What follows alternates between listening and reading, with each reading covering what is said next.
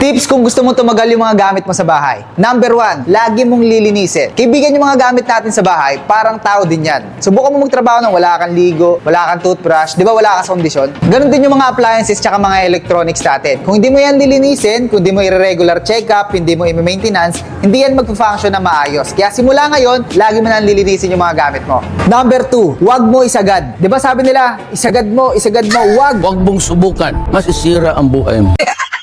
Huwag mo isagad sa paggamit. Huwag mo isagad sa capacity, kaibigan. Kasi mas mabilis yan susuko. Bastos ka! Bigyan mo rin ng pahinga. Sabi ko nga kanina, parang tao din yan. Kung ikaw kaya magtrabaho ng buong araw tapos halos wala kang pahinga, syempre, susuko agad yung katawan mo. Ganon din yung mga appliances mo sa bahay, kailangan din talaga niya ng pahinga. Kaya kapag ka nakakatatlo na, tama na. Next, number 3, pwede kang gumamit ng AVR, kaibigan. Ito optional lang naman to, no? Kasi kung mga gamit mo lang naman ay electric fan o ordinaryong washing machine, di mo na kailangan gumamit ng AVR kasi di motor lang naman yung mga yan. Pero kung meron ka mga smart appliances, computer, meron ka mga electronics na high-tech at walang built-in stabilizer, medyo mag-isip-isip ka na, kaibigan. Kasi yung mga ganyan, meron niyang motherboard